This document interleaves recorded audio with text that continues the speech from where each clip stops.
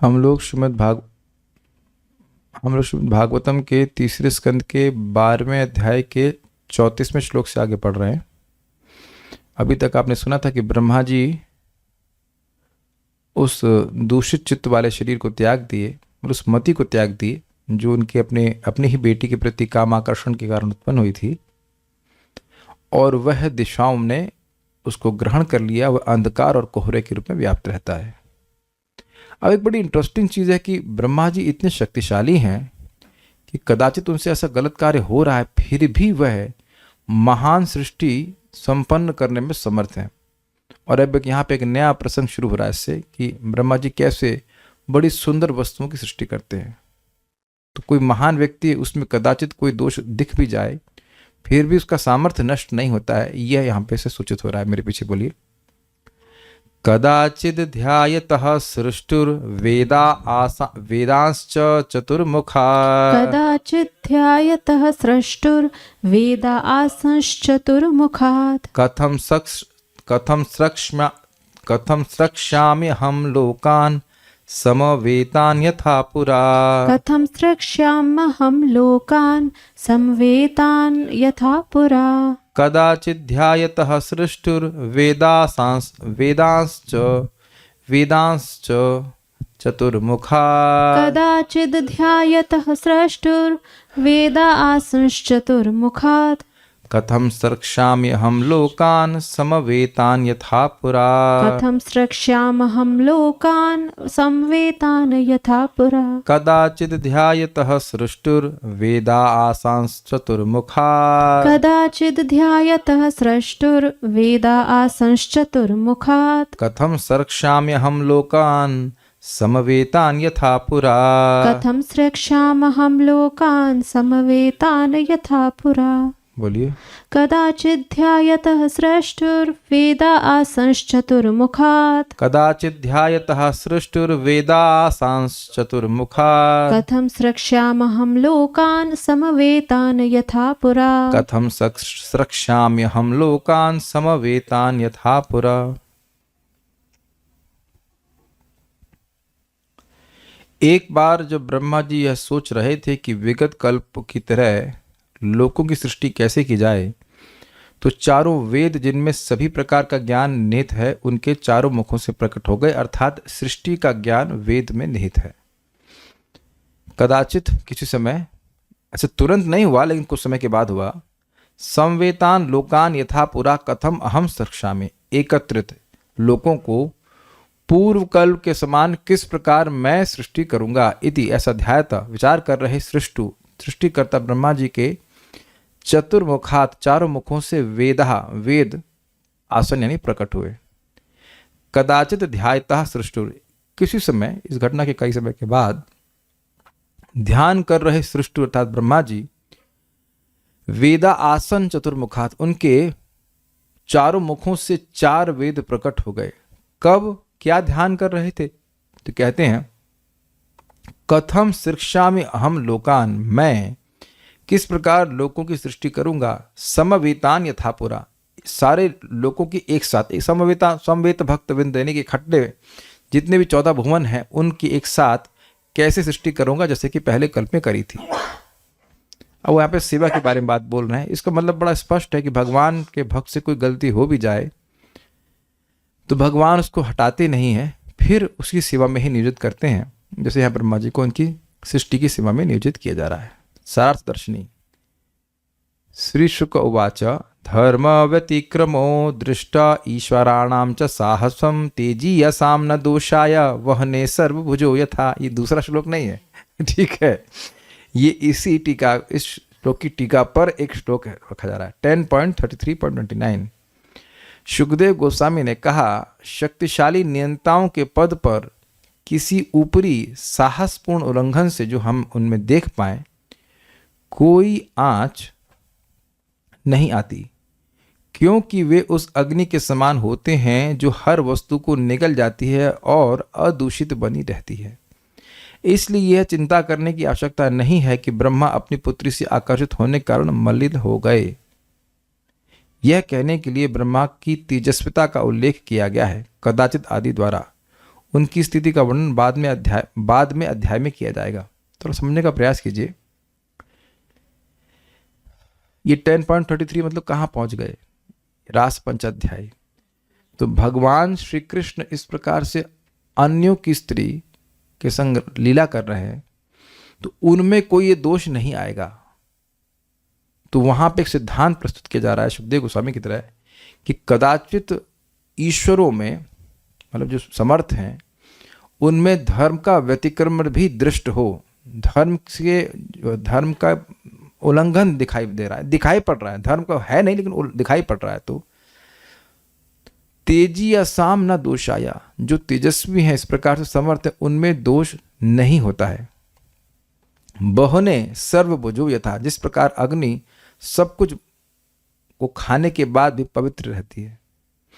कैसा भी भोजन अग्नि में पकाया जाता है, हम कैसे भोजन की व्याख्या नहीं कर रहे हैं, कुछ पवित्र होता है, कुछ अपवित्र होता है। कोई लहसुन भून देगा अगर अग्नि में, तो अग्नि तो अपवित्र नहीं हो जाएगी, लहसुन तो बहुत पवित्र भोजन नहीं है, तो अब अग्नि तो अपवित्र नहीं होती है ना, उसको व्यक्ति खाएगा तो अलग बात है, लेकिन अग्नि तो अपवित्र नहीं हो गई ना। काफी इंटरेस्टिंग है, उदाहरण बड़ा अच्छा दिया जा रहा है। तो उसी प्रकार से ब्रह्मा जी में कदाचित कुछ दोष दिख रहा है, लेकिन उससे उनका सृष्टि सामर्थ्य, भगवान की जो सेवा करने का सामर्थ्य, वह सब नष्ट नहीं होगा। ये बात समझनी होगी श्लोक के द्वारा, इसको कहने के लिए सब श्लोक कहा जा रहा है। तो ब्रह्मा जी की तेजस्विता जो है वो नष्ट नहीं हुई।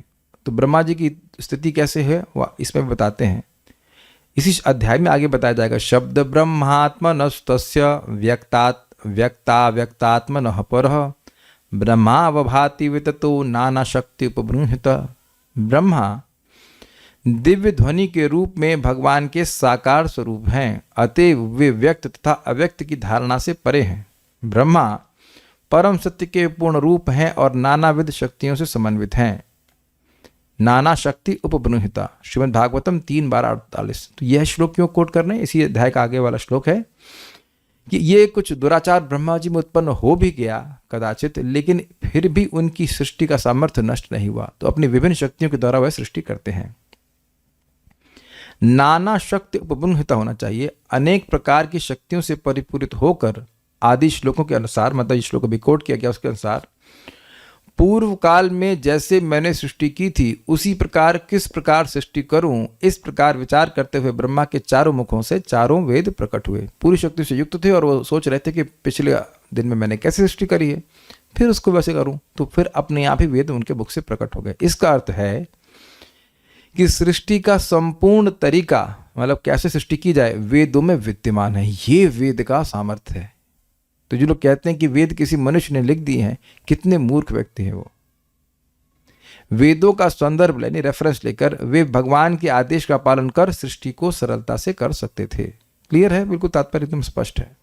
तो वह सृष्टि करना चाहते थे और वेद का ज्ञान, सृष्टि का ज्ञान वेद में है, तो वेद प्रकट हो गया, मतलब उनके पास सृष्टि का सामर्थ्य हो गया। भाई सिंपल सी बात है। आप लोगों को कोई रेसिपी, कोई भोजन बनाना नहीं आता है तो उसकी पुस्तक पढ़ लेते हैं, उसमें उसका ज्ञान लिखा रहता है, उसके अनुसार सृष्टि कर देते हैं। इजी। क्या वो पाक दर्पण आज आप पढ़ रहे हो ना, आजकल आप पढ़ते हो या कुछ पढ़ने का प्रयास कर रहे हैं। एक महाराजा नल हुए थे, बहुत विश्व प्रसिद्ध राजा थे, तो उन खाने बनाने में बहुत तेज थे वो। तो उन्हें एक पुस्तक लिखी है दमयंती के प्रति, पाक दर्पण। तो उसमें बहुत सारी रेसिपीज हैं, आप जिसको और कुछ सीखना हो वैदिक कुकिंग तो वहाँ सीख सकता है। हमने पढ़ा वढ़ा नहीं, हमको पता नहीं क्या लिखा है, लेकिन खाने के बारे में लिखा होगा जो भी है। तो इसी प्रकार से समझ लेना चाहिए कि वेद का ज्ञान ब्रह्मा जी के मुख से प्रकट, वो अभी भी वेद गर्भ हैं। जैसे कि हमारे गर्भ, मतलब पेट में कुछ पड़ा रहता है तो डकार आती, ओ तो कोई मुंह से बाहर आता है एक तरह से। तो ब्रह्मा जी के गर्भ में, पेट में वेद पड़े रहते हैं, तो वह बाहर नहीं जाते हैं। कुछ गलत हो भी जाए तो भी उनसे वेद का ज्ञान छूटता नहीं है। तात्पर्य, जिस तरह अग्नि बिना दूषित हुए हर वस्तु को क्षार कर सकती है, खाक कर सकती है, उसी तरह भगवत कृपा से ब्रह्मा की महानता रूपी अग्नि ने उनकी पुत्री के साथ पाप पूर्ण यौनाचार की उनकी इच्छा को क्षार कर दिया। क्षार समझते हैं, नष्ट कर दिया, समाप्त कर दिया। वेद समस्त ज्ञान के स्रोत हैं, और जब ब्रह्मा पुनः सृष्टि करने का विचार कर रहे थे तो पूर्ण पुरुषोत्तम भगवान की कृपा से वे सर्वप्रथम ब्रह्मा को ही उद्घाटित किए गए, मतलब प्रकट किया गया। तेने ब्रह्म हृदय आदि कवि मुह्यन्ते तो सूर्य, ब्रह्म अर्थात वेद का ज्ञान आदि कवि ब्रह्मा जी के हृदय में भगवान की तरह प्रकाशित किया गया। यह प्रथम स्कंद से हम सुनते हैं। ब्रह्मा अपनी भगवत भक्ति के कारण शक्तिशाली हैं। भगवान अपने उस भक्त को सदैव क्षमा करने के लिए तैयार रहते हैं जो कदाचित अपने भक्ति के सन्मार्ग से पतित हो जाता है। सुंदर श्लोक है श्रीमद् भागवत का 11:5-42। मतलब जो लोग इस प्रकार की भावना बनाए हुए हैं कि हम भक्ति करेंगे और पाप करते रहेंगे, उनको तो दंड मिलता है भगवान की तरफ से, फिर भी भगवान उसको छोड़ते नहीं है। लेकिन अगर कोई भक्त सिंसियरली भक्ति कर रहा है तो जगत का स्वरूप इस प्रकार का है कि कोई भी व्यक्ति कभी भी माया में पड़ सकता है, तो उसके लिए आप बोल रहे हैं। मेरे पीछे बोलिएगा। स्वपाद मूलम भजतः प्रियस्य त्यक्त्वान्य भावस्य हरिः परेशः। स्वपादमूलं भजतः प्रियस्य त्यक्त्वान्यभावस्य हरिः परेशः। विकर्म यच्चोत्पतितं कथञ्चित् धुनोति सर्व हृदि सन्निविष्टः। विकर्म यच्चोत्पतितं कथञ्चित् धुनोति सर्व हृदि सन्निविष्टः। जो व्यक्ति पूरी तरह से भगवान के चरण कमलों पर उनकी दिव्य प्रेम भक्ति में लगा रहता है, वह भगवान को अत्यंत प्रिय है और भगवान भक्त के हृदय में स्थित होकर संयोगवश किए गए सभी प्रकार के पापों को क्षमा कर देते हैं। समझे? स्वपाद मूलम भजता, जो भगवान के चरण कमलों का भजन करता है, प्रिय से वह भगवान को प्रिय होता है। क्यों प्रिय होता है? त्यक्त्वा अन्य भावस्य, क्योंकि वह अन्य भावों को त्याग दिया है कि वह इसका है उसका है, ये भाव त्याग करके यो हम सो हम नाथ तवाहम, यो हम सो हम नाथ तवाहम, यो हम सो हम नाथ तवाहम, यो हम सो हम नाथ तवाहम, यो हम सो हम नाथ तवाहम। समझ गए? यो हम जैसा भी हो, सो हम वैसा हूँ, आपका हूँ, मैं भगवान आपका हूँ।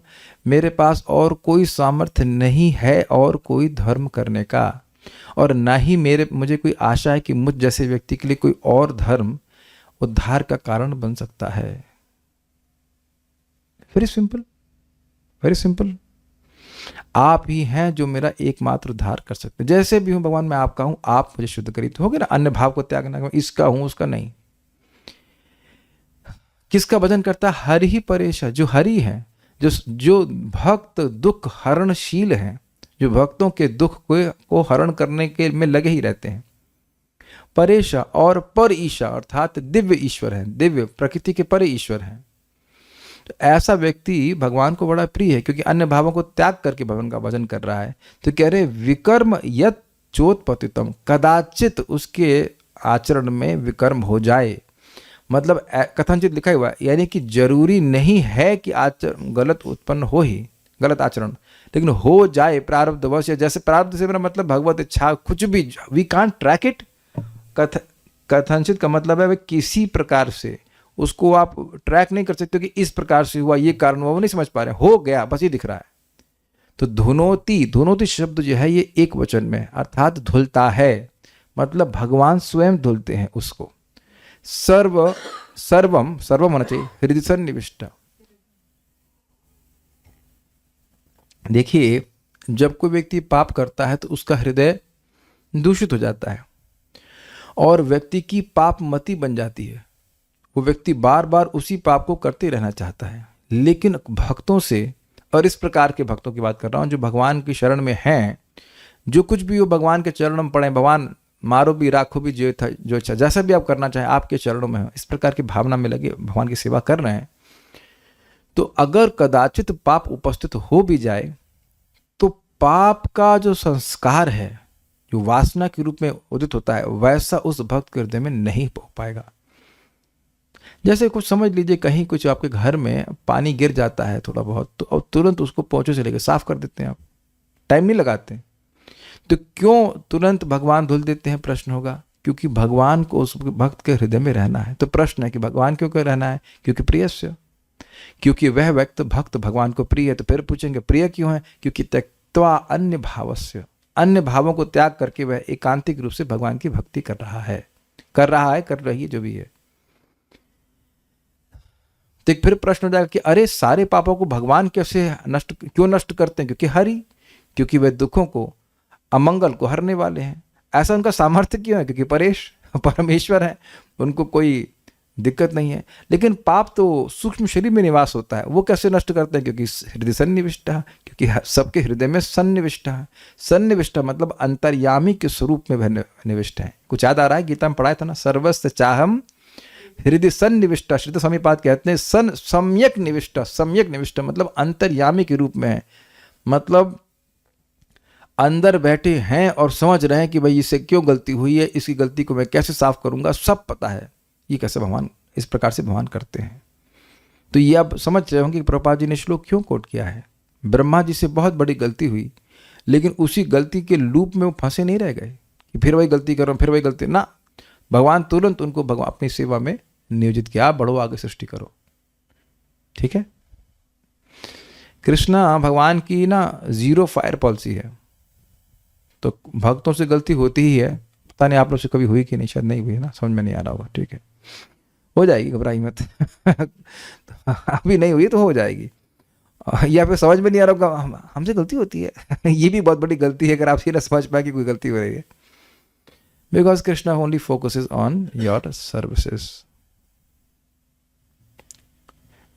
एक कृतज्ञ व्यक्ति की स्वभाव होता है, अच्छे व्यक्ति का स्वभाव होता है कि वह केवल ये देखता है कि सामने वाले ने पॉजिटिव क्या किया है। उसके हृदय में नेगेटिव का स्थान होता ही नहीं है। ये उद्धव जी का वचन है। शीलेन निर्मल मति पुरुषोत्तमोयम। भृत्यस्य श्लोक ढूंढ सकते हैं चैतन्य चरिता में। भृत्यस्य से शुरू होता है। अपने भृत्य के, भृत्यस्य गुरु नापिराधना से करके श्लोक है। अपने भृत्य के महान अपराध को भी वह कुछ नहीं गिनते। सेवा मनागपि तथा बहुधा पिपैति। और थोड़ी सी भी सेवा करता है तो उसको बहुत मानते हैं। आविष्कृतेषु पशुनेषु अभ्यसूयान। जो व्यक्ति उनसे द्वेष कर रहा है उसके प्रति भी भगवान क्रोधित नहीं होते। शीलेन निर्मल मति पुरुषोत्तमोयम। इतनी सुंदर स्वभाव वाली पुरुषोत्तम भगवान श्री कृष्ण है। तो ये सब बातें तो बहुत विस्तार किया जा सकता है, लेकिन इतनी बात है कि संयोगवश किए गए पाप को क्षमा कर देते हैं। देखिए, स्वाभाविक सी बात है, जो अनन्य भाव से भगवान की भक्ति में लगा है उसकी ऐसी मति हो ही नहीं सकती कि मैं पाप करूं और भगवान उसे माफ करते बैठे। That is not the attitude of a proper devotee. तो ये बात यहाँ पे कह रहे हैं। यह कभी भी आशा नहीं की जाती थी कि ब्रह्मा जैसा महापुरुष अपनी पुत्री के साथ संभोग करने का विचार भी करेगा। ब्रह्मा द्वारा प्रस्तुत किया गया उदाहरण केवल यह निर्देशित करता है कि भौतिक प्रकृति की शक्ति इतनी प्रबल है कि यह किसी पर भी, यहां तक कि ब्रह्मा पर भी अपना प्रभाव दिखा सकती है। ब्रह्मा जी अत्यल्प दंड के साथ भगवत कृपा से बचा लिए गए, किंतु भगवत कृपा से महान ब्रह्मा के रूप में उनकी प्रतिष्ठा समाप्त नहीं हुई। कितनी अद्भुत बात है ना। मैं इसको बोलने में थोड़ा संकोच कर रहा हूं, लेकिन कोई ऐसा आचरण करेगा तो क्या उसकी प्रार्थनाओं को भागवत में रखा जाएगा? क्या उसका ऐसा सामर्थ्य होगा कि स्वतः स्फूर्त भाव से वह ऐसी प्रार्थना करे जिसको भागवत में रखा जाए? जस्ट अगर आप थोड़ा विचार करेंगे ना, तब बात आपको लगेगी कितनी गंभीर बात हुई। ऐसा कोई व्यक्ति के चरित्र के बारे में हम सुन लें तो क्या उसकी क्लास में भी हम जाना चाहेंगे? स्वाभाविक सी बात है कि हम नहीं जाना चाहेंगे। क्या आपको ये बात केवल जब हम यहाँ क्लास में बता रहे हैं तभी पता थी, उससे पहले भी पता थी? कितने लोगों को पता थी ये बात कि ब्रह्मा जी ने ऐसी गलती करी थी? गलती करने के बारे में सोचा था। तो जब आप ब्रह्मा जी की प्रार्थना गा रहे थे तो खूब मजे से सुन रहे थे कि नहीं सुन रहे थे? है कि नहीं? यस्यावतार गुण कर्म विडंबनानि नामानि आसु विगमे सहसा विवशा गृणन्ति ते नैक जन्म शमलम सहसैव हित्वा संयाति पावृत मृतम तमजम प्रपद्ये, और वो ज्ञातोऽसि में इत्यादि इत्यादि। क्या भगवान को अनुभव उनको नहीं हुआ है? तो पॉइंट इज दैट बहुत बड़ी शिक्षा प्राप्त हो रही भाई साहब, बहुत बड़ी शिक्षा। भगवान हमें हमारे वर्तमान के अनुसार नहीं जांचते हैं, वह हमारा भविष्य जानते हैं कि ये जब कर रहा है, ये भक्ति कर रहा है, इसका भविष्य ये होने वाला है। And that's why he is forgiving. दूसरा बात, यह भी भगवान बिल्कुल स्पष्टतः देखते हैं कि this person is not in control, यह अपने से कुछ नहीं कर रहा है, इससे माया शक्ति के द्वारा करवाया जा रहा है। क्या ये बात हजम हुई? कितने लोगों को ये बात समझ में आई मैंने जो कहा?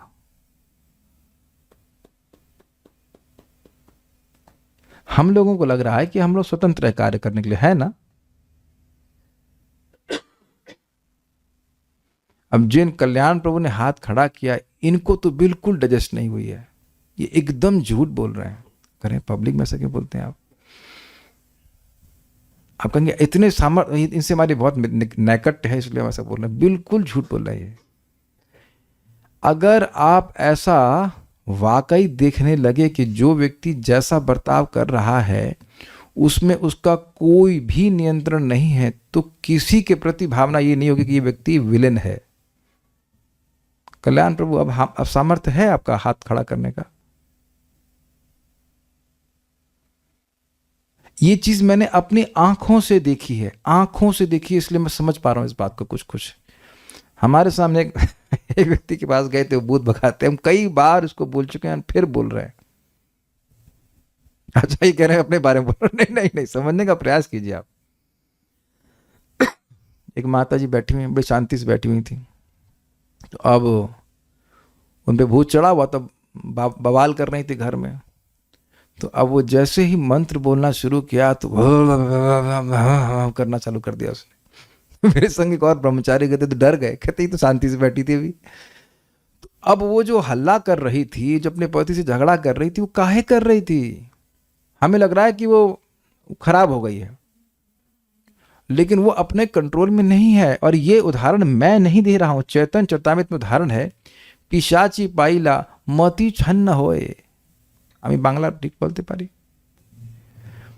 लोग पिशाची, मतलब जो बद्ध जीव है, वो माया रूपी पिशाची से ग्रसित हो गया, उसकी मति छन्न हो गई, कवर्ड अप हो गई, उसे पता ही नहीं करना क्या है। एकमात्र स्वामी कृष्ण है, उनकी सेवा छोड़ के इसकी सेवा करनी, उसकी सेवा करनी, ये करना है, वो करना है, मैं इस जगत का लीडर हूं, मैं ये हूं, मैं पता नहीं क्या क्या कर रहा है, हम ये हैं, तुमको मार डालेंगे, तुम। Everything is nonsense. और व्यक्ति सोच रहा है कि इज एब्सोल्युटली ओके। तो कोई व्यक्ति खराब बाह्य दृष्टि से अधर्म आचरण भी कर रहा है, तो वह भी इसीलिए ना, क्योंकि वह माया के द्वारा, माया रूपी पिशाची की गोद में पड़ा हुआ है। अन्यथा जीवात्मा तो स्वरूपतः सब बड़े अच्छे हैं, बुरा कौन है? तो यह तो हम लोग कुछ हद तक थ्योरी में देख रहे हैं, कुछ रियलाइजेशन होगा, लेकिन भगवान को तो एग्जैक्ट दिख रहा है ना कि ये जीव क्यों गलत कार्य कर रहा है। इसको पता ही नहीं क्या है, पगला है ये। तो इसलिए भगवान किसी से द्वेष नहीं करते हैं। कुछ समझा पा रहा हूं मैं? और भक्त, अरे भक्त पे तो स्पेशल स्नेह है। यह तो माया से बाहर निकलने का प्रयास कर रहा है। भगवान भी जानते हैं कि जो माया से बाहर निकलने का प्रयास करता है, तो माया उसकी परीक्षा लेती है। तो कभी कभी माया हावी होती हुई दिखती है, लेकिन इसका मतलब यह नहीं कि माया का क्षमा कीजिएगा, भगवान का स्नेह उस भक्त के प्रति चला जाएगा। अच्छा, अब अपने से प्रभु जी बोलते जा रहे हैं, कुछ प्रमाण भी देंगे। बहुत दूर से प्रमाण नहीं दिया है, प्रमाण सब जानते हैं आप। अपि चेत सुदुराचारो भजते माम अनन्य भाग साधुरेव समन्तव्य सम्यक व्यवस्थितो हि सह। किसी में कोई बहुत बड़ा दुराचार भी उपस्थित क्यों ना हो जाए भक्त में, अपि चेत सुदुराचारो भजते माम अनन्य भाग, लेकिन वो अनन्य भाग होकर भगवान का भजन कर रहा। मतलब अब उसकी बुद्धि में भगवान ही बैठे हुए हैं, भगवान का ही नाम जप करना है, भगवान की कथा करनी है, प्रसाद खाना है, मतलब भक्ति के अलावा और कुछ कहीं दिमाग नहीं जा रहा है। साधुरेव समन्तव्य, उसको साधु ही मानो, साधुर एव ही मानो। मंतव्य भगवान की आज्ञा है। क्यों? सम्यक व्यवस्थितो हिस्सा, उसका व्यवसाय, उसका संकल्प बहुत अच्छा है। क्या संकल्प है? मैं कृष्ण का सेवक हूं, मैं कृष्ण की सेवा करूंगा, बस खत्म। क्यों करोगे? क्योंकि भगवान सभी चीज़ों के स्रोत हैं, उनका उपकार है हम पर, हम उन्हीं के हैं, उन्हीं के लिए सेवा के लिए बने हैं। ये बात है। तो ये बात ब्रह्मा जी में है ही, तो उन्हीं से आ ही रही है। फाउंडर आचार्य हैं वो, कि कुछ भी हो जानते हैं, पैदा होते भगवान की सेवा कर रहे हैं, हम भगवान की सेवा ही करते हैं। अकस्मात कुछ ऐसा हो गया जिसकी प्लानिंग ब्रह्मा जी नहीं किए थे, तो ऐसे में ऐसा नहीं सोचना होगा कि ब्रह्मा जी के प्रति भगवान का स्नेह जरा सा भी कम हो गया होगा।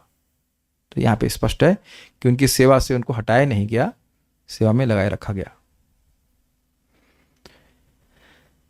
एक बार लास्ट वाली लाइन वापस रिपीट कर दीजिएगा, अब आप रिकॉर्डिंग सुन लीजिएगा, हमको याद भी नहीं कि लास्ट वाली लाइन मैंने क्या बोली थी। आगे पढ़ते हैं। तो हम खाली इतनी बात कह रहे हैं कि ब्रह्मा जी के बारे में, उस दुराचार के बारे में पहले भी सुन चुके हैं, लेकिन उनकी प्रार्थनाओं को भागवत में स्थान मिला है, उनकी प्रतिष्ठा में कोई कमी नहीं है। आगे जाके यमराज जी स्वयं उनको एक महाजन के रूप में बोलेंगे। वयम स्वयंभू, पहला नाम उन्हीं का रखते हैं, स्वयंभू नारदा शंभु कुमार कपिलो मनु इत्यादि करके 12 महाजनों में ब्रह्मा जी का भी नाम है। महाजन ये न गता संपन्नता, जिनके आचरण को व्यक्ति पालन करना चाहिए। तो ये दुराचार उपस्थित हो गया है, इसका मतलब यह नहीं है कि व्यक्ति भक्ति के पथ से च्युत हो गया है। एक बड़ी मजेदार बात बताता हूं। हमने से सुना है कि बिल गेट्स के पास इतना पैसा है कि मान लो उसके 5,000 रुपये गिरेंगे, तो जितना समय वो उसको उठाने में लगाएगा उतनी देर में वो कमा लेगा। में सुना है, हम कितना सत्य भगवान जाने। तो मैं बहुत सिंपल विचार कर रहा था कि भक्त लोग मान लो भक्ति के पथ पे गिरे, तो अब गिरे और वहां गिर करके ऐसे पंचायत कर रहे हैं वहाँ पे, भाई मैं तो गिर गया, मैं तो ये हो गया, मैं तो बहुत पतित हूँ। तो इतना सोचने कि मैं जितना वो समय बर्बाद करेंगे उतने समय में वो कितनी भक्ति कर लेंगे। कुछ समझे आप कि नहीं समझे मेरी बात? उदाहरण तो आपको समझ में आ रहा होगा। हरे कृष्णा कृष्ण कृष्ण हरे हरे, हरे राम राम राम हरे हरे। तो मान लीजिए किसी भक्त से कुछ पाप हो गया, भाई नहीं चाहता है, बच रहा है, लेकिन हो गया, तो जितनी देर में आप सोचोगे कि भाई हमसे पाप हो गया, हम क्या करें ये वो, उतनी देर में आप 2 माला करके खत्म करें। 2 माला मतलब कहने का मतलब 2 माला करने की जरूरत नहीं है, नाम बोल कर उसको साफ कर लेंगे, उसको चिंता करने की जरूरत नहीं है। पाप नाश करने के लिए, नाम करने के लिए नहीं बोल रहा हूं, लेकिन कुछ गलती हो गई तो उतना जो जिसके बारे में सोचने की बजाय भगवान का नाम उच्चारण करें। Does that make sense? ये इंपॉर्टेंट है। और स्वाभाविक रूप से नाम उच्चारण अगर अच्छे से करता है तो पाप प्रवृत्ति धीरे धीरे कम हो रही है। एक बात यहां पे आ रही तो मैं बोल दे रहा हूं कि भक्तों के, हम सभी लोग के संस्कार है। तो मान लीजिए किसी का 100 किलो संस्कार था, तो अगर वो 70 किलो हुआ है तो वह अपराध नहीं कहा जा रहा, उसकी क्लियरिंग हो रही है। समझ रहे हैं बात? मान लीजिए कोई 100 सिगरेट पीता था, तो अब वो 50 पी रहा है, जब कर रहा है 50 पी रहा है, तो आप उसको अपराधी नहीं दे सकते हैं। वो जब करता रहेगा तो 50 से 25, 25 से फिर 0 भी हो जाएगा, और ऐसा होता हुआ देखा गया है। धैर्यपूर्वक व्यक्ति नाम जप करता रहे, उसकी प्रतिष्ठा समाप्त नहीं होती। और इस पर मैं कल एग्जाम्पल दे रहा था, फिर दे रहा हूं कि जैसे सभी लोग चंद्रमा में धब्बे देखे हैं, कौन नहीं देखा है? हाथ खड़ा कीजिए भाई। सबने चंद्रमा में देखा है धब्बों को, लेकिन इसी चंद्रमा का एग्जाम्पल भगवान देते हैं ना कि सोमो भूत पुष्णामि चौषधि सर्वा, सोमो भूतवर सात्मका, सभी जीवों को मैं पोषण देता हूं। कैसे पोषण देता हूं? औषधियों को पोषण दे करके। सब्जियों में रस भरता हूं, सारी सब्जियों में रस भरता हूं चंद्रमा बन करके, धब्बे वाला। तो वहां पे 9.30 में ही बलदेव विद्याभूषण कहते हैं कि देखिए, जैसे चंद्रमा कलुषित होने के बाद भी पूरे जगत को प्रकाश देने का सामर्थ्य नहीं खोता है, रहता ही है, उसी प्रकार से भक्त में कोई दुराचार हो भी जाए तब भी वह भगवान की भक्ति के द्वारा, अपनी भक्ति के द्वारा जीवों का कल्याण कर सकता है, उसकी प्रतिष्ठा समाप्त नहीं होती। यद्यपि आप सबने चंद्रमा के धब्बे देखे हैं, लेकिन सुनने में आता है ना कि तुम्हारा चेहरा चंद्रमा जैसा है, मतलब खूबसूरती के लिए तो चंद्रमा का उदाहरण देता है ना, चंद्रमुखी बोलते हैं, मतलब जिसके मुख पे धब्बे हों। चंद्रमुखी का मतलब ये होता है कि किसी स्त्री के मुख पे धब्बे हों, एक्नी मतलब क्या, तो उसको बोलेंगे चंद्रमुखी नहीं, चंद्रमा के समान तुम्हारा सुंदर चेहरा दिखता है। तो यानी कि चंद्रमा के गुण पे ही ध्यान दिया जाता है, यद्यपि उसके दुर्गुण पूरे विश्व में सबके सामने प्रत्यक्ष हैं। अग्रीड। तो ब्रह्मा जी का इतना बड़ा दोष होने के बावजूद भी वह महान आचार्य हैं, उनमें कोई दोष नहीं देखना चाहिए। दोष देखने वाले में बहुत बड़ा दोष माना जाएगा। तो ये सब बातें हैं। अब आगे क्या होता है हम देखते हैं, आज ही देखेंगे। अब ये बड़ा इंटरेस्टिंग श्लोक आ रहे हैं। वेद प्रकट हुए तो वेद क्या क्या बातें, वेद के संग बहुत सारी चीजें प्रकट हुई, तो उनके बारे में हम सुनेंगे। चातुर्होत्रम कर्म तंत्रम उपवेद नयै सह, चातुर्होत्रं कर्मतन्त्रम् उपवेदनयैः सह, धर्मस्य पादश्चत्वारस्तथैवाश्रमवृत्तयः, धर्मस्य पादश्चत्वारस्तथैवाश्रमवृत्तयः, चातुर्होत्रम कर्म तंत्रम उपवेद नयै सह, चातुर्होत्रं कर्मतन्त्रम् उपवेदनयैः सह, धर्मस्य पादश्चत्वारस्तथैवाश्रमवृत्तयः। धर्मस्य पादश्चत्वारस्तथैवाश्रमवृत्तयः। बड़ा इंटरेस्टिंग, बड़े इंटरेस्टिंग इन्फॉर्मेशन है। अग्नि यज्ञ को समाहित करने वाली 4 प्रकार की 7 सामग्री प्रकट हुई उसी वेद के ज्ञान के संग। ये प्रकार हैं यज्ञकर्ता, होता, अग्नि तथा उपवेदों के रूप में संपन्न कर्म, धर्म के 4 सिद्धांत, सत्य, तप, दया तथा शौच एवं चारों आश्रमों के कर्तव्य भी प्रकट हुए। देखिए, चातुर्होत्रम, ब्रह्मा जी के मुखों से 4 ऋत्विजों के कर्म प्रकट हुए, ऐसे समझिए। अब ये क्या हुआ, ये बड़ा मजेदार है। किसी भी वैदिक यज्ञ के लिए 4 प्रकार के ब्राह्मणों की जरूरत होती है। उसको अगले श्लोकों में आएगा। ब्रह्मा, ब्रह्मा मतलब ब्रह्मा जी नहीं, ब्रह्मा नाम का एक मतलब ब्रह्मा एक मतलब कार्य करना, कैसे बोलूं, एक पोस्ट है उस यज्ञ में। ब्रह्मा का उस व्यक्ति का नाम नहीं है। होता और क्या है, आगे आएंगे इनके नाम आएगा। होता, ये देखता हूं कहां पे है, नाम है होता, अध्वर्यु, उद्गाता और ब्रह्मा। तो ये 4 जो हैं, ये 4 प्रकार के ऋत्विज हैं, यानी ब्राह्मण हैं, ऑफिशिएटिंग प्रीस्ट इंग्लिश में कहेंगे, जो एक यज्ञ को संपादित करते हैं। तो उनके कर्मों का विस्तार हुआ। चातुर्होत्र समझ में आ रहा है आपको?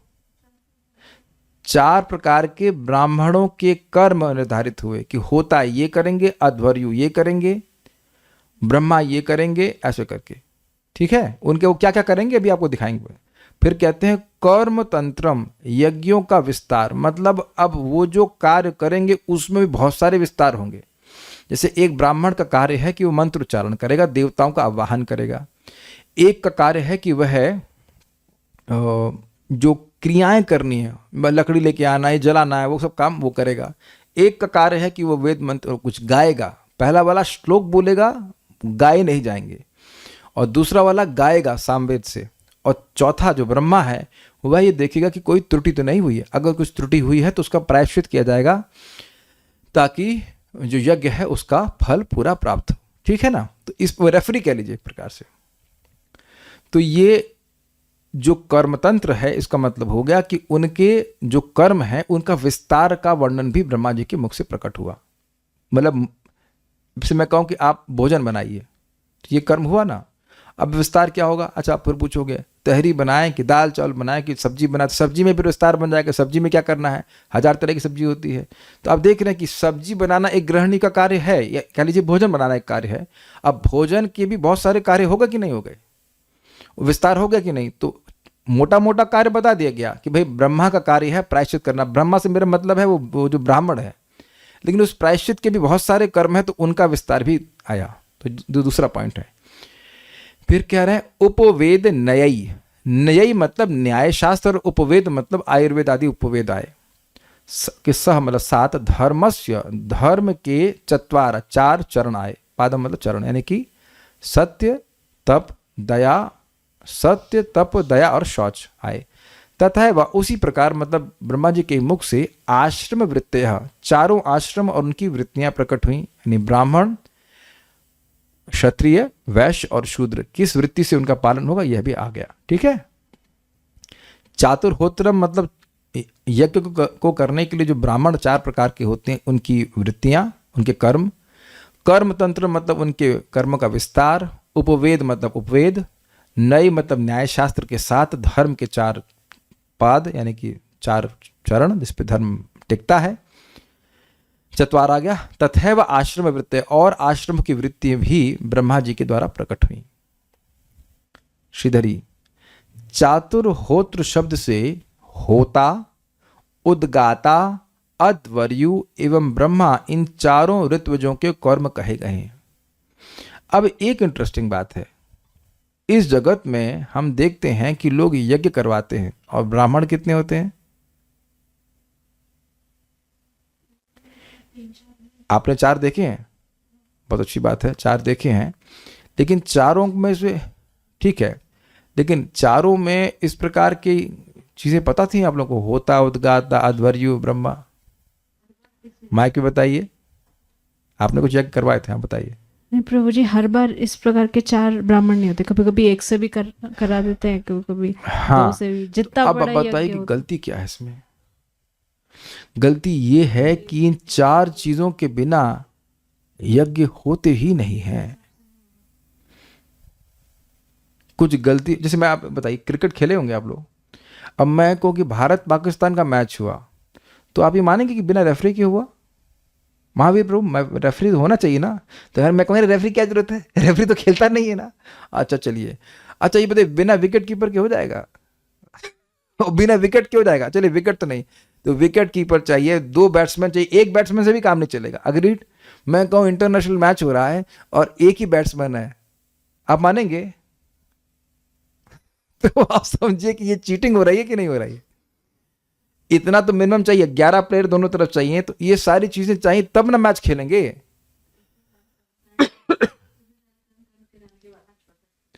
तो आप देख रहे हैं कि लोग सोच रहे हैं कि हम यज्ञ करवा रहे हैं, लेकिन ये सब यज्ञ के 4 ऋतुज होना चाहिए। अब समझ में आ रहा है कि हरे कृष्णा कृष्ण कृष्ण हरे हरे, हरे राम राम राम हरे हरे का फायदा क्या है? आप कहेंगे लिंक कीजिए, देखिए, एक नाम के बराबर करोड़ों करोड़ों अश्वमेध यज्ञ भी नहीं है। तो सोचिए कि कितना परिश्रम होगा एक अश्वमेध यज्ञ करने में। अरे यहां अपने बच्चों को नहीं जीत पाता है, विश्व जीतेगा व्यक्ति, बताइए। तो ये कोई तपस्या है? कुछ तपस्या नहीं है। पता नहीं हम लोगों को क्यों, क्या महाप्रभु ने ऐसे क्यों दे दिया हरे कृष्ण मंत्र, क्यों? In the sense inconceivable mercy. इसीलिए तो दुर्गा जी कह रही हैं कि वेद पढ़ने की जरूरत नहीं, सब यज्ञ करने की जरूरत नहीं है। कहां से लाएंगे ये सब ब्राह्मण, कहां से लाएंगे सब अच्छी वस्तुएं? तो एक अपने मन को बहलाने के लिए लोग यज्ञ कर लेते हैं, कर लेना चाहिए, आपको मन बहल जाता है, लेकिन जब तक इस प्रकार के 4 ब्राह्मण नहीं इकट्ठे हुए हैं जो योग्य हों, तो यज्ञ वज्ञ होने वाला नहीं है। कर्म तंत्रम पद से यज्ञों के विस्तार को कहा गया। इसको मैंने समझाया था कि एक एक यज्ञ में जो जो कर्म है उनका विस्तार क्या है वो बताया। उपवेद न्याय सह का अर्थ है आयुर्वेद इत्यादि उपवेद तथा न्याय शास्त्र, इन सबों के साथ, न्याय शास्त्र है लॉजिक, धर्म के 4 पैर, 4 आश्रम और उनकी वृत्तियां की भी उत्पत्ति ब्रह्मा जी के मुखों से ही हुई है। तात्पर्य, खाना, सोना, रक्षा करना तथा संभोग करना, ये 4 शारीरिक मांगें पशुओं तथा मनुष्यों में समान रूप से पाई जाती हैं। मानव समाज को पशुओं से विलग करने के लिए वर्णों तथा आश्रमों के रूप में धार्मिक कार्यकलाप संपन्न किए जाते हैं।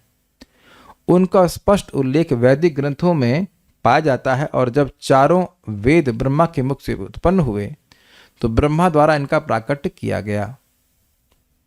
इस तरह वर्णाश्रम के रूप में मानव कर्तव्यों की स्थापना की गई, जिससे सभ्य पुरुष उनका पालन कर सकें।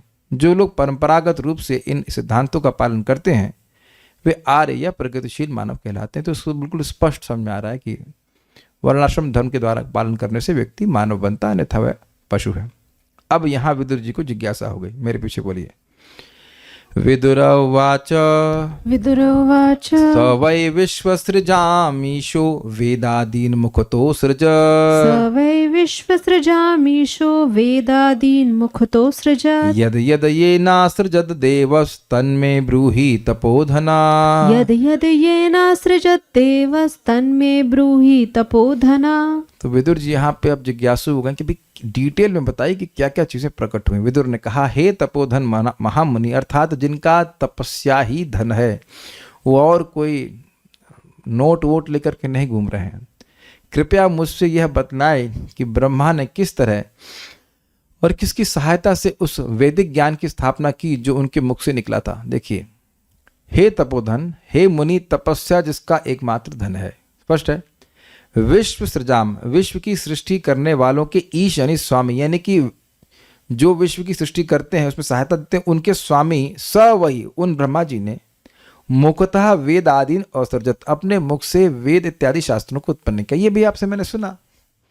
देव वही ब्रह्मा जी ने अपने ये ना जिस जिस मुखतः मुख से यत यत जिस जिस वेद को असृजत तत् में ब्रूहि। समझे? आपने कहा कि वेद प्रकट हुए, तो अब 4 मुख हैं और हम सुनते हैं कि 4 वेद हैं। तो हम ये जानना चाहते हैं कि कौन कौन मुख से कौन कौन से वेद प्रकट हुए। प्रश्न समझ में आ गया? ये प्रश्न समझ में आ जाएगा तो आगे श्लोक बिल्कुल स्पष्ट हो जाएंगे। श्लोक देखिए।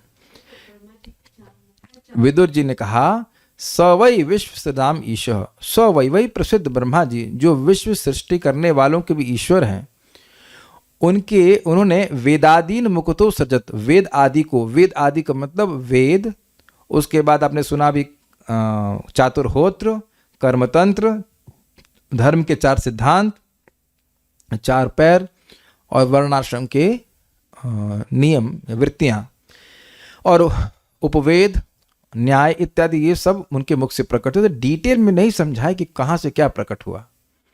तो वेद आदि का मतलब ये सब कुछ उनके मुख से प्रकट हुआ। यद यद ये ना असृजत, जिस जिस मुख से, यद यद का मतलब जिस जिस मुख से, ये ना जो नहीं, ये ना मतलब जिस, हाँ नहीं नहीं, जो जो जिस मुख से, ये ना मतलब जो जो जिस मुख से सृष्टि किए। कौन सृष्टि किए? देवता यानी ब्रह्मा जी। तन में ब्रूहि तपोधना, वह सब आप मुझे बताइए। इस पे कोई तात्पर्य नहीं, खाली अन्वय था इसका। तो मैत्रेय मुनि क्या कहते हैं, देखिए। मैत्रेय उवाच, मैत्रेय उवाच ऋग्यजुः सामता, ये बड़ा इंटरेस्टिंग होने वाला है।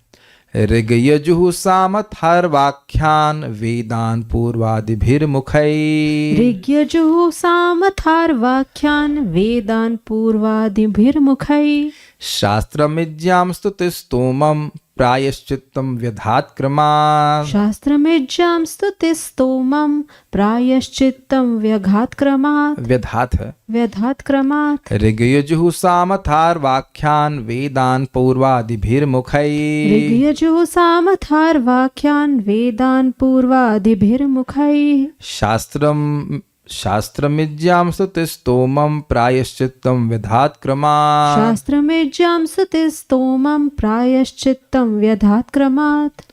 मेरा अनुभव है कि मैं इसको ऐसे ही पढ़ रहा था ऊपर ऊपर से, लेटे लेटे। आज नहीं, कम से कम जब घर पे थे 1 हफ्ता पहले, जब एकदम मजा नहीं आया क्या है ये।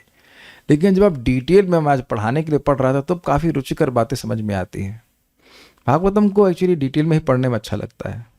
देखते हैं क्या है, बड़ी इंटरेस्टिंग है। मैत्रेय ने कहा, ब्रह्मा के सामने वाले मुख से प्रारंभ होकर क्रमशः 4 वेद यानी ऋक्, यजुः, साम और अथर्व आविर्भूत हुए। तत्पश्चात इसके पूर्व अनुच्चारित वैदिक स्त्रोत, पौरोहित्य अनुष्ठान, पाठ की विषय वस्तु तथा दिव्य कार्यकलाप एक एक करके स्थापित किए गए। अब ऐसे तो समझ में नहीं आ रहा होगा, अभी समझाएंगे इसको। देखिए, अन्वय देखिए समझ आएगा। पूर्वादि भी मुखाई, सामने वाले मुख को वह पूर्व कह रहे हैं। 4 दिशाएं, उसके सब 4 मुख थे। ब्रह्मा जी ने पूर्व, दक्षिण, ईस्ट, कैसे होगा? ईस्ट, ईस्ट के बाद साउथ आएगा ना, क्लॉकवाइज चल रहा है। हाँ, तो ईस्ट के बाद ये क्लॉकवाइज चल रहा है ना। हाँ, क्लॉकवाइज चल रहा है। ईस्ट, नहीं, पूर्व, दक्षिण, पश्चिम और उत्तर, क्लॉकवाइज चलेगा। ठीक है ना, सही बोल रहा हूँ ना? हाँ सही बोल रहा हूँ, और डिपेंडिंग आप कहाँ से देख रहे हो, लेकिन हम जहाँ से देख रहे हैं वहाँ से क्लॉकवाइज चल रहा है। ब्रह्मा जी ने पूर्व, दक्षिण, पश्चिम और उत्तर मुखों द्वारा ऋग, यजु, साम, अथर्वाख्यान, ऋग्वेद, यजुर्वेद, सामवेद, अथर्ववेद आदि वेदान यानी वेदों की रचना करी। फिर कह रहे हैं शास्त्रम, यहाँ शास्त्रम का मतलब होता के कर्म। होता कौन था? होता कौन होता है? जो 4 ब्राह्मणों में से एक होता है, ठीक, उसको होता कहते हैं। कौन होता है? होता 4 ब्राह्मणों में से एक जो ब्राह्मण होता है उसको होता कहते हैं। ठीक है।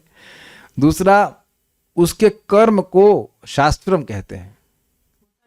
होता के कर्म को शास्त्रम कहते हैं। तो यह भी प्रकट हुआ। इज्जाम, अधवर्यु के कर्म को इज्जाम कहते उसकी, और स्तुतिस्तोमाम, उद्गाता के कर्म की, प्रायश्चित्तम और ब्रह्मा के कर्म की क्रमात धात क्रमशः रचना करी। ये ऐसे समझ में आएगा नहीं, अभी आगे नोट दिया जाएगा तो समझ में आएगा। होता, उद्वर्यु ने अध्वर्यु, उद्गाता और ब्रह्मा यज्ञ के 4 मुख्य ऋत्विज यानी पुजारी होते हैं, जिनकी भूमिका वैदिक यज्ञों में अलग अलग होती है। ये सभी यज्ञ कर्म के विभिन्न पहलुओं को संचालित करते हैं। तो होता का संबंध ऋग्वेद से होता है, इसलिए पहले होता रखा गया, और ऋग्वेद वो कहाँ से प्रकट हुए हैं? ईस्ट, पूर्व मुख से। इसका कार्य मंत्रों का पाठ करना और देवताओं का आवाहन करना है। यह यज्ञ में मुख्य पुरोहित की भूमिका निभाता है और प्रार्थनाओं के माध्यम से देवताओं को आमंत्रित करता है। ध्यान देने वाली बात यह है कि यह मंत्र जो बोलता है वो गायन की शैली में नहीं होते हैं। हाँ, ओम सहनाववतु सहनौ भुनक्तौ, ये तो गायन जैसा हो रहा है क्या? मुझे नहीं पता कि ऋग्वेद का मंत्र शायद यहाँ, तो इस जो भी है, तो वहां पे ये गायन के रूप में तो नहीं है। ओम सहनाववतु सहनौ भुनक्तु सह वीर्यं करवावहै तेजस्विनावधीतमस्तु मा विद्विषावहै, ये गायन के रूप में नहीं, इट्स नॉट बी संग। ये बोला जा रहा है लेकिन गायन नहीं है, लय है लेकिन गाया नहीं जा रहा है। तो यह ऋग्वेद के मंत्रों का उच्चारण करते हैं। होता का कार्य क्या होता है? ऋग्वेद के मंत्रों का उच्चारण करना, देवताओं को आमंत्रण करना, और ये मुख्य पुरोहित हुआ। क्लियर? नेक्स्ट, अध्वर्यु यजुर्वेद से संबंधित होता है। इसका कार्य यज्ञ के शारीरिक कर्म जैसे सामग्री जुटाना, अग्नि प्रज्वलित करना और बलि अर्पण करना होता है। माइक बताइए, मैं पहले पढ़ लेता हूं फिर बताना आप। यह यज्ञ के क्रियात्मक और व्यवस्थित पक्ष को देखता है। बेसिकली मैनेजमेंट का काम देखते हैं। आहुति दी जा रही, स्वाहा ऐसे करके करना। तो ये स्पष्ट हो गया। इसको संबंध किससे हुआ? अथर्ववेद से हुआ, नहीं यजुर्वेद से हुआ। ठीक है। उद्गाता मतलब जो बहुत जोर से गाता है, ऐसे लग रहा है। उद मतलब ऊंचा और गाता मतलब गाने वाला, तो उसका संबंध सामवेद से है। सामवेद आप जानते हैं कि इसमें गायन वाले मंत्र हैं। उद्गाता सामवेद से संबंधित होता है। उसका कार्य सामवेद के मंत्रों को संगीत के साथ गाना है। यह यज्ञ में स्तुति और प्रशंसा के माध्यम से देवताओं को प्रसन्न करता है। तो कुछ समझ में आ रहा है कि एक व्यक्ति प्रार्थना करके देवताओं का आवाहन कर रहा है और दूसरा व्यक्ति सुंदर सुंदर गायन के द्वारा देवताओं को सुख दे रहा है, वो आशीर्वाद दें। और चौथा है ब्रह्मा अथर्ववेद से संबंधित होता है। इसका कार्य यज्ञ की निगरानी करना और सुनिश्चित करना है कि यज्ञ वैदिक विधि से हो रहा है। बेसिकली रेफरी का कार्य है। यदि यज्ञ में कोई त्रुटि होती है तो ब्रह्मा उसका समाधान करता है और प्रायश्चित की व्यवस्था करता है। भाई हमसे गलती हो गई, अब यहाँ पे इस प्रकार से प्रायश्चित होना चाहिए। जो गलती हो उसका प्रायश्चित होना चाहिए। देखिए आप भागवत में आगे सुनेंगे, 9वें स्कंद में सुनेंगे, नाम ही भूल जा रहा हूं मैं, अम्बरीश महाराज की लीनेज है, बैक ट्रैक करेंगे तो उसमें राजा थे, उनका नाम था नाभाग। नाभाग के पिता के संग था या नाभाग था, हम भूल रहे हैं। कि कुछ ऋषि मुनि यज्ञ कर रहे थे, ऐसा कुछ था। महाराज नाभाग जो भी है, तो अब वह कोई राजा थे और वह यज्ञ करने में बड़े प्रवीण थे। तो कुछ पास में ही लोग यज्ञ कर रहे थे, ऋषि मुनि, और उनका यज्ञ फलीभूत नहीं हो रहा था। कुछ गलती हो रही थी, वो यज्ञ करते और अंत में कुछ गलती हो जाती थी, उसकी वजह से उनका यज्ञ में फल नहीं मिल रहा था। तो अब मुझे अब याद नहीं आ रहा किसी ने उनको बोला कि आप जाकर उनको समझाओ तो आप कुछ आशीर्वाद देंगे, कुछ धन देंगे या कुछ देंगे। तो वह राजा क्योंकि उस यज्ञ करने में प्रवीण थे, वो जाते हैं और बताते हैं कि आप यह गलती कर रहे हो। तो यही कुछ ब्रह्मा का रोल बन रहा है यहाँ पे, नॉट ब्रह्मा जी बट ब्रह्मा का रोल बन रहा है कि कुछ यज्ञ में गलती हो रही है तो उसको सुधार देना। मान लीजिए कोई उच्चारण में गलती हो रही है या कोई द्रव्य सही नहीं है, उसको भी वह जो भी गलती है उसको ठीक करने का उनका कार्य रहता है। इसका मतलब है कि वह गलती पकड़ने काम करते हैं, कुछ गलती ना हो जाए, त्रुटि ना रह जाए। हाँ, नाभाग को उनके पिता ही बोले थे, ऐसे कुछ था, बहुत समय से मैं सुना नहीं हूँ। माइक पे बताइए। आज की तारीख में भी जो ब्राह्मण अच्छे से वैदिक कर्म कराना जानते हैं और उनकी इच्छा है अच्छे से करने की, वैदिक तरीके से कर्मकांड करने की इच्छा है, यज्ञ करने की इच्छा है, तो वे 4 ब्राह्मणों को सम्मिलित करते हैं यज्ञ जी में। और एक इंटरेस्टिंग बात हो सकती है कि एक ही व्यक्ति सारे कार्य क्यों ना कर ले। तो ये इससे समझ में आता है कि वैदिक यज्ञ करना इतना आसान नहीं है। और मान लीजिए कोई कार्य कर रहा है और अब देखो कोई व्यक्ति कार्य कर रहा होता है और कुछ भी गलती हो जाती है तो दूसरा व्यक्ति जो कार्य नहीं कर रहा है वो निगरानी कर सकता है। जैसे देखिए मैं प्रवचन कर रहा होता हूँ, कभी कभी मैं कुछ बोलना चाह रहा होता हूँ और मैं कुछ बोलना चाह रहा हूँ और मुख से कुछ और निकलता है, तो जो श्रोता सुन रहे होते हैं वह भी त्रुटि को सही कर देते हैं, नहीं प्रभु आप गलत बोल गए, या कुछ लोग सही कर देते हैं, हम कर देते हैं इस तरह से, रेफरी का काम कर देते हैं एक तरह से। तो कभी कभी जो करने वाला है वो प्रमादवश कुछ गलत बोल जाए तो जो बैठा हुआ व्यक्ति वो ब्रह्मा है, मतलब रेफरी है, वो ठीक कर देगा ताकि यज्ञ का फल मिल जाए।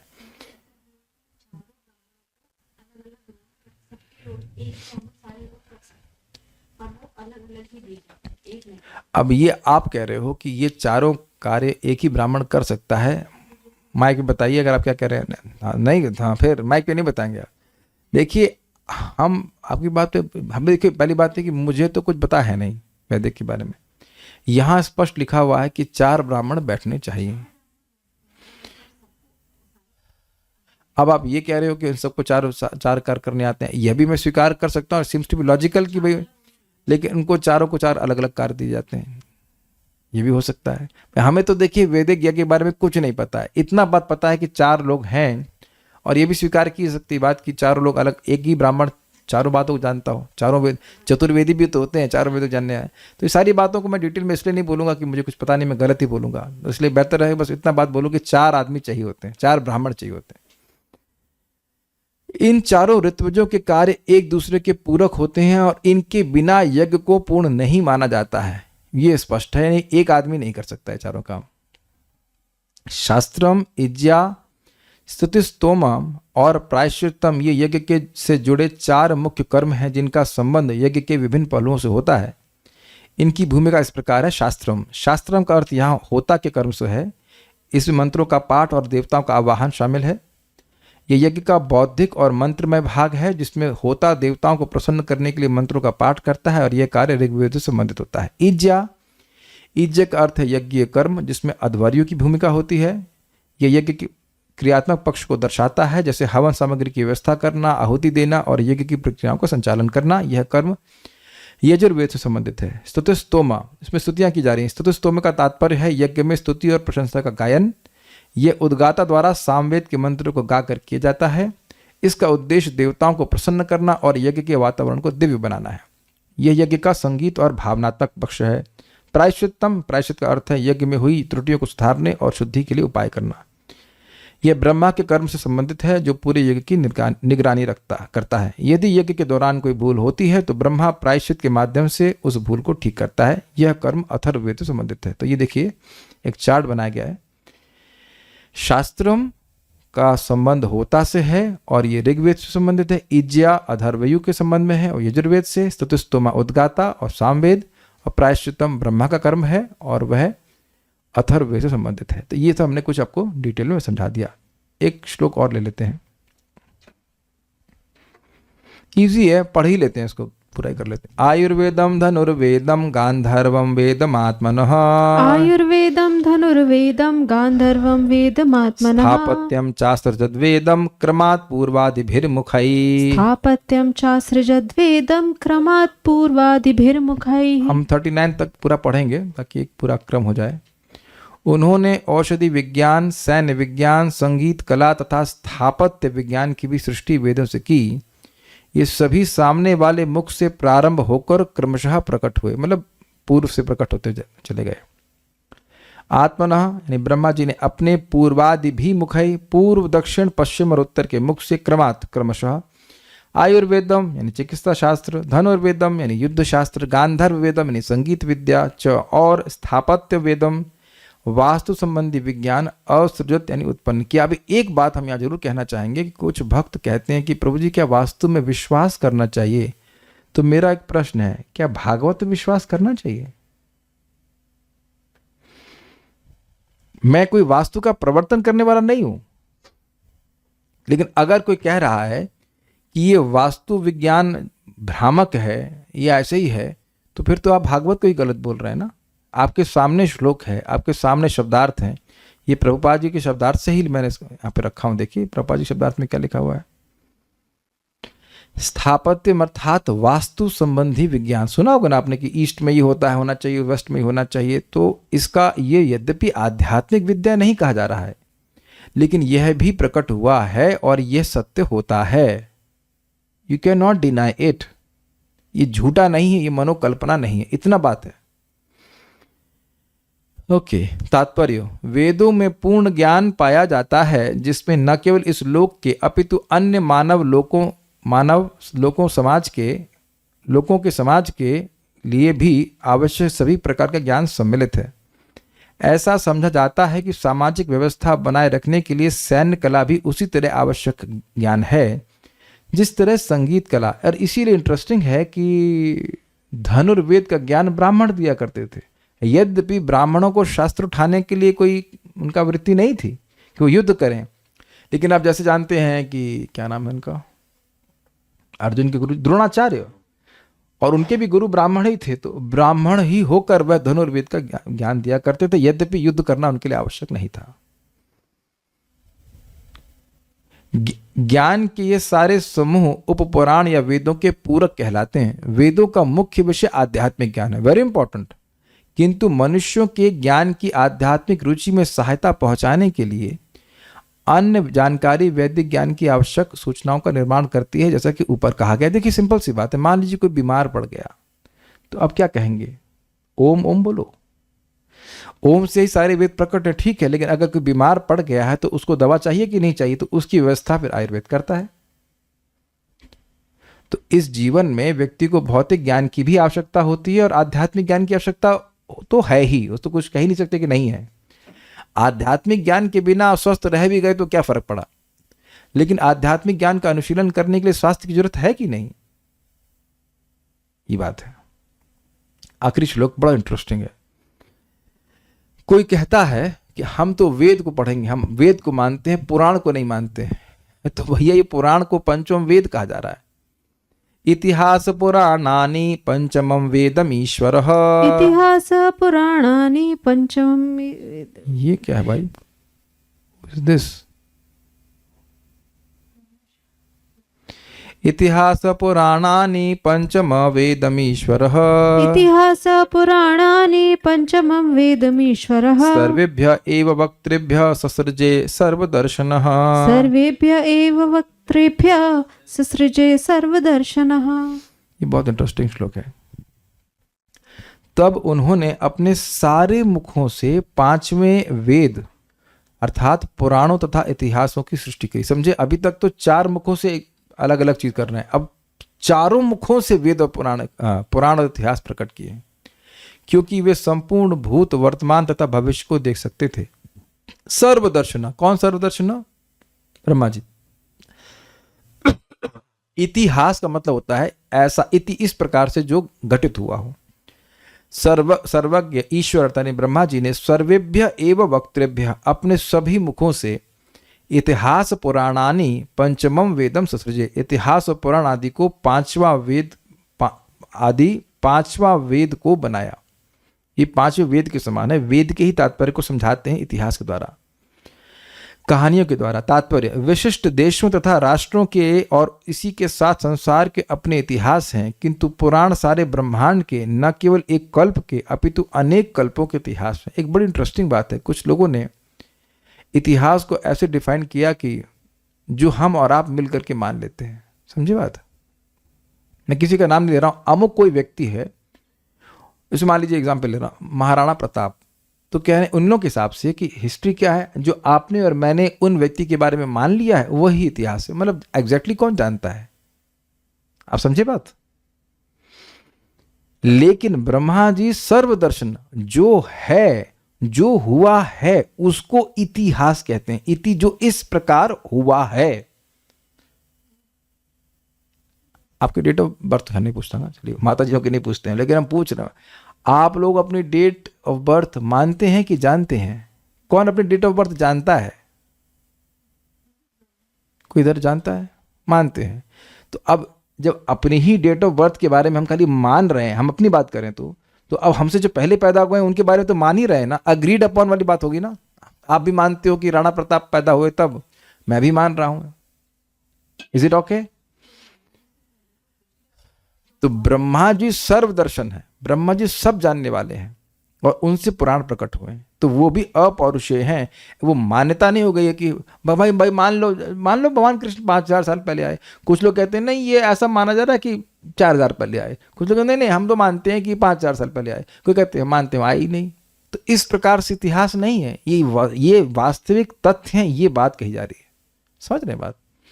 तो इस कल्प में या पिछले कल्प, कल्प का मतलब दिन, कल्प का मतलब दिन, जैसे कि नारद जी अपनी घटना बताए ना इस भागवत में, पिछले ब्रह्मा जी के दिन की बात बता रहे हैं और जैसे घटना घटित हुई थी वैसे बता रहे हैं।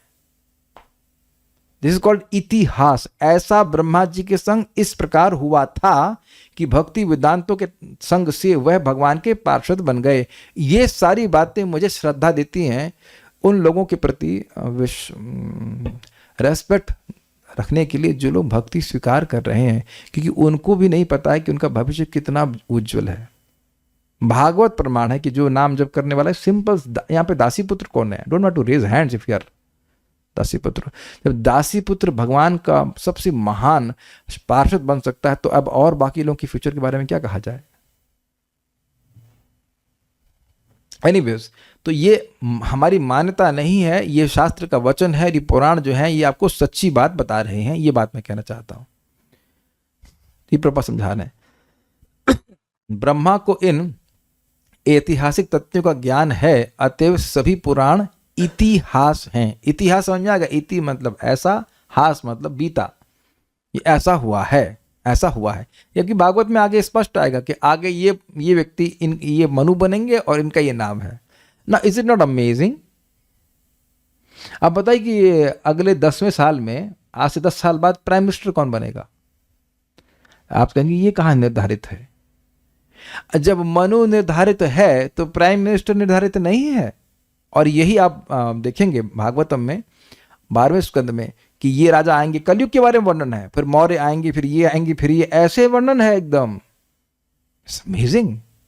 Is it amazing? भविष्य को भी बिल्कुल सटीक बता दे रहा है, क्योंकि यह त्रिकालज्ञ है, सर्वदर्शन है।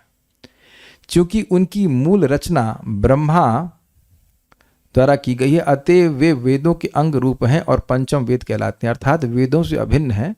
वेद का तात्पर्य लोगों को समझ में नहीं आता है, तो उसी के तात्पर्य को पुराण में ही समझाया जा रहा है, उससे अलग नहीं। मैं इसकी व्याख्या कई बार किया हूं और यहां भी आप देख लीजिए। क्या प्रभुपाद जी के तात्पर्य को आप श्लोक से अलग देखते हैं? नहीं, उसी श्लोक की व्याख्या करना है कि नहीं? अगर आप ऐसे, हम रोज ही देख रहे हैं कि हम प्रभुपाद के तात्पर्य को पढ़ रहे हैं, मान लीजिए 3.12.39 के तात्पर्य को पढ़ रहे हैं, तो आप क्या बोलेंगे? मैं भागवतम के 39 श्लोक को पढ़ रहा हूं, तीसरे स्कंद के 12वें अध्याय के 39 श्लोक को पढ़ रहा हूं। आप श्लोक नहीं पढ़ रहे होते हैं, आप प्रभुपाद का तात्पर्य पढ़ रहे हैं। लेकिन उस तात्पर्य का उद्देश्य क्या है? उस तात्पर्य का उद्देश्य श्लोक को ही समझाना है, तो उस श्लोक से अलग नहीं माना जाएगा। अग्रीड? तो जो पुराण आदि हैं वो सभी वेद के ही तात्पर्य को जीवों को समझाने के लिए है, तो उनको वेद से अलग नहीं कहा जा रहा है, उनको पंचम वेद कहा जा रहा है। इस प्रकार से सारे कुछ ब्रह्मा जी के द्वारा प्रकट हुए। यहां रुकते हैं। कोई कुछ पूछ रहे हैं? पुराण और इतिहास में क्या अंतर है? दोनों हिस्ट्री है। हाँ, तो वही तो बात बोल रहे हैं, कोई अंतर नहीं। इसीलिए प्रभुपाद कह रहे हैं पुराण भी इतिहास ही है। ठीक है, so stop now. Shrimad Bhagavatam की जय, श्रील प्रभुपाद की जय, निताई गौर प्रेमानंदे।